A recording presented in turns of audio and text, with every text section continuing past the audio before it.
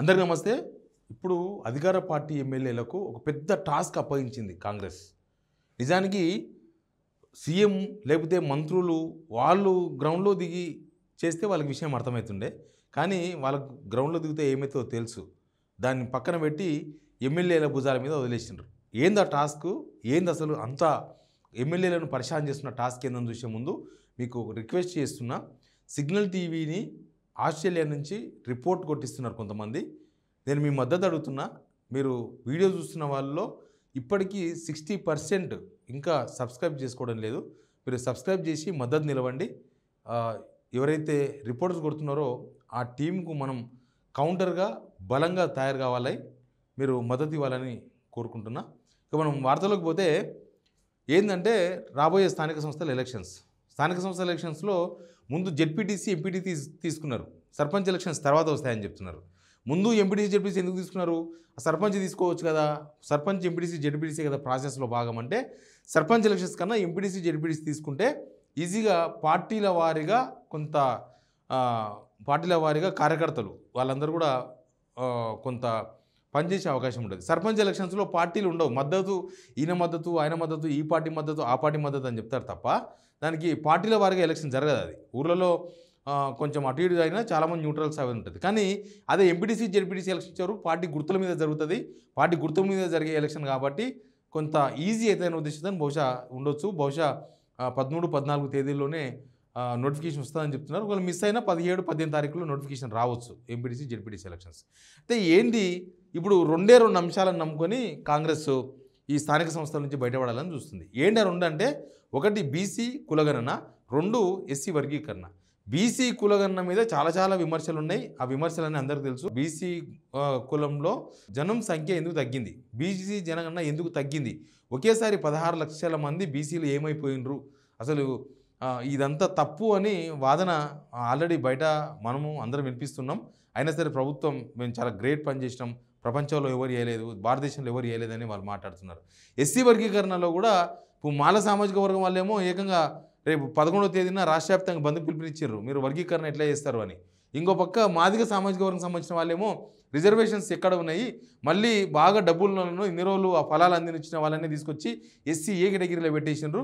దీనివల్ల అసలు ఎస్సీలో అణగారిన వరకు అన్యాయం జరుగుతుందని వాళ్ళు అసంతృప్తి వ్యక్తం చేస్తున్నారు. అసలు ఇవన్నీ ఉన్నా కూడా ఎమ్మెల్యేలకు ఒక టాస్క్ పెట్టింది ఏంటంటే, మీరు ఖచ్చితంగా ఊర్లోకి పోండి. ఎంపీటీసీ జెడ్పీటీసీ సర్పంచ్ ఎలక్షన్స్ మొత్తం బాధ్యత మీదే. మీరు చేస్తేనే పని అవుతుంది. మీ మీదే ఇదంతా మీ టార్గెట్ ఇది. మీరు ఖచ్చితంగా పనిచేయాలి.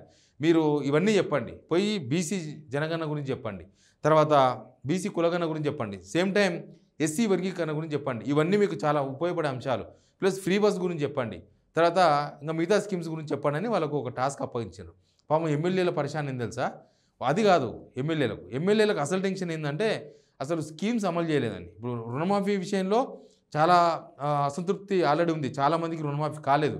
2 లక్షల రూపాయల కన్నా పైన ఉంటే మీరు కట్టండి, మేము మిగతా పంపిస్తామని చెప్తే చాలామంది అప్పులు తీసుకొచ్చి కట్టినరు, కానీ అది కాలేదు, అటే పోయింది. తర్వాత కనీసం రైతు భరోసానైనా వస్తుందేమో, టైం వస్తుందేమో అనుకుంటే అది కూడా ఆన్ టైం లేదు. సేమ్ టైం ఇప్పటికే ఎకరా లోపల అంటున్నారు, ఎకరా వరకు ఇచ్చినామంటున్నారు. ఎకరా లోపల చాలామందికి రాలేదు. ప్లస్ ఇంకా 2 ఎకరాలు 3 ఎకరాలు చాలా ఉన్నాయి. వాళ్ళందరికీ ఎలక్షన్ వరకు ఎప్పుడు వస్తుందో తెలియదు. బహుశా ఎలక్షన్ రేపనంగా ఇవాళ వేస్తారో ఏమైతే తెలియదు. కానీ గ్రౌండ్లో కొంత నెగిటివ్ కనిపిస్తుంది. గ్రౌండ్లో ఇప్పుడు ఎమ్మెల్యేలు నిజంగా తిరగలేని పరిస్థితులు ఉన్నాయి. ప్లస్ వాళ్ళకి ఇంకొక టాస్క్ ఏంటంటే, మీరు గవర్నమెంట్ తరఫున వీలే ఇప్పుడు మీరు ఊర్లో పోయి, ఊర్లలో రాజకీయాలు చాలా పచ్చిగా కనిపిస్తున్నాయి. ఊర్లో రాజకీయాలు ఎట్లున్నాయంటే, ప్రతి గ్రామంలో కూడా మొన్నటిదాకా కాంగ్రెస్కు పనిచేసిన వాళ్ళు ఇప్పుడు వాళ్ళు ధైర్యంగా పోయి మేము కాంగ్రెస్కి ఓటేయండి అని అడిగే పరిస్థితులు లేరు. సేమ్ టైం కాంగ్రెస్ లీడర్లు మొన్నటిదాకా గల్లా ఎగరేసిన వాళ్ళు అంత ధైర్యంగా మేము కాంగ్రెస్ అని చెప్పుకునే పరిస్థితి లేకుండా పోయింది. యువతల అసంతృప్తి ఏమో మిగిలిపోయింది. అసంతృప్తి రైతుల్లో కావచ్చు, మిగతా వాళ్ళలో కావచ్చు. అసలు ఇదంతా మేము ఏదో అనుకొని కాంగ్రెస్కి ఓటేసినాం, అసలు కాంగ్రెస్కి ఓటేసి తప్పు పని చేసినాం, బుద్ధి తక్కువ ఓటేసినాం అనే కాడికి వచ్చిండ్రు రైతులతో సహా గ్రామీణ ప్రాంతాల్లో ఉండే జనమంతా కూడా. ఈ టైంలో కాంగ్రెస్కి ఓటేయాలి. అయితే ఒక ప్లాన్ చేసిండ్రు వీళ్ళు, అసలు ఓట్లే జరగొద్దు, ఊర్లో పోయి ఏకగ్రీవం చేసేయండి. ఎందుకంటే ఎలక్షన్ జరిగితే అది వీళ్ళకి తెలిసి ఏమవుతుందో. ఎలక్షన్ జరిగితే ఇప్పుడు కాంగ్రెస్ మీద తీవ్రమైన ఆగ్రహంతో ఉన్నారు జనం. వీళ్ళు ఇచ్చిన గ్యారంటీలు అమలు చేయలేదన్న కోపంతో మహిళలు ఉన్నారు. 4,000 రూపాయలు ఇవ్వలేదన్న పెన్షన్ ఇవ్వలేదని వృద్ధులు ఉన్నారు. 2,500 రూపాయలు రాలేదని మహిళలు ఉన్నారు. తులం బంగారం రాలేదని చెప్పేసి యువతులు ఉన్నారు.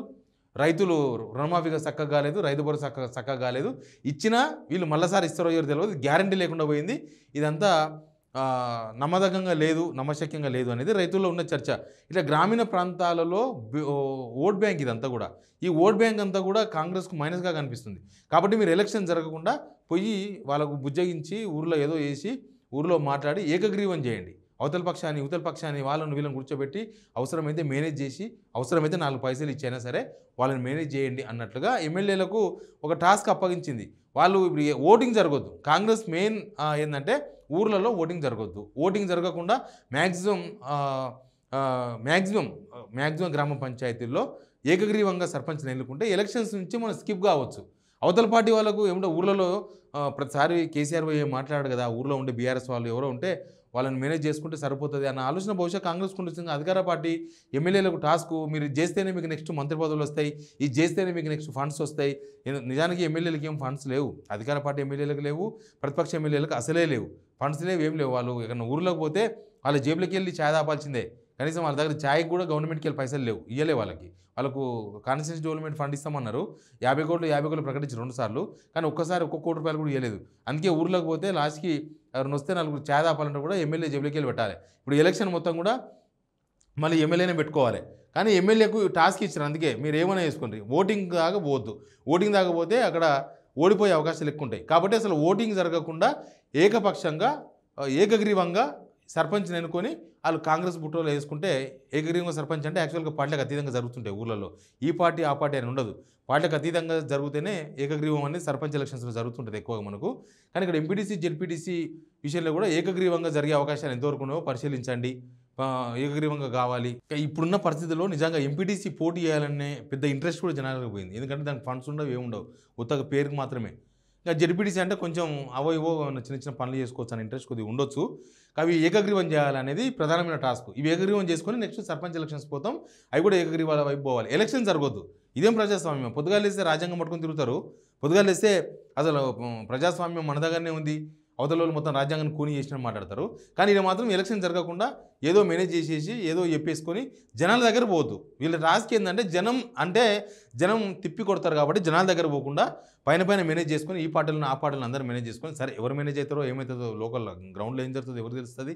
కానీ ఏకగ్రీవాల మీద ఎక్కువ కాన్సన్ట్రేషన్ చేయండి అని చెప్పడం ఏంటంటే ఎలక్షన్ జరగకూడదు అనేది ప్రధానమైన టాస్క్.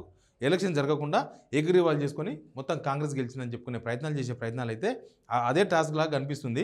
అందుకే ఈ ఎమ్మెల్యేలకు తెలుసు, ఆ ఊర్లోకి పోయి జనాలు ఓట్లు అడగాలంటే ఇదేదో మేనేజ్ చేసుకుంటే బెటర్ అని వాళ్ళు కూడా అదే ఆలోచనతో ఉన్నారు. ఏం జరుగుతుందో తెలియదు, కానీ ఎమ్మెల్యేలకు అయితే ఒక టాస్కే ఉంది. ఏకగ్రీవం చేసుకోలేకపోతే చాలా ఇబ్బందులు పడతాం అనేది కాంగ్రెస్ ఇస్తున్న సంకేతాలు. Please subscribe signal TV.